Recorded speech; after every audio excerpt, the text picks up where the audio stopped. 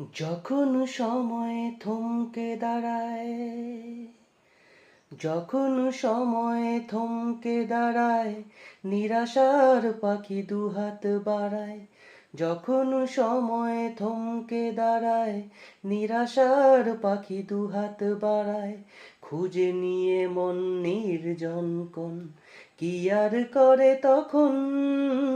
স্বপ্ন স্বপ্ন স্বপ্ন স্বপ্ন দেখে মন। নমস্কার, welcome back to my channel অরূপস ইউটোপিয়া।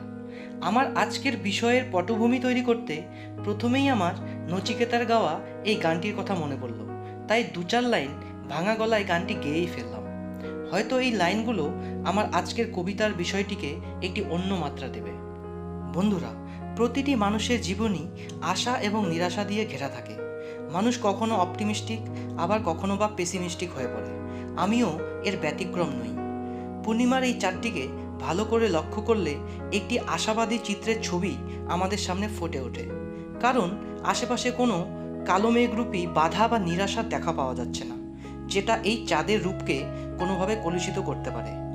আবার আশাবাদের মধ্যগগনে থাকা এই চাঁদেরই অন্য অবস্থা আমরা এখন দেখব, যেখানে নিরাশার কালো মেঘ একটি দানবীয় দৈত্যের মতো চাঁদের ঐশ্বর্যকে গিলে ফেলতে চাইছে। ঠিক এমনই আমার জীবনের চরম নিরাশার দিনগুলোতে লেখা একটি কবিতা আজ আপনাদের সকলকে নিবেদন করতে যাচ্ছি। নমস্কার। স্বরচিত কবিতা নিরাশার ঝড়।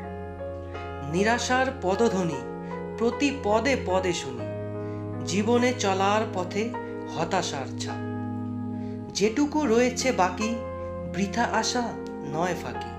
কুড়িয়েছি দুমুঠো ভরে শুধু অভিশাপ।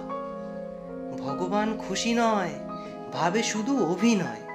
করে গেছি আমি তার পদতলে বসে, খুশিগুলো কেড়ে নিয়ে বেদনা আর গ্লানি দিয়ে।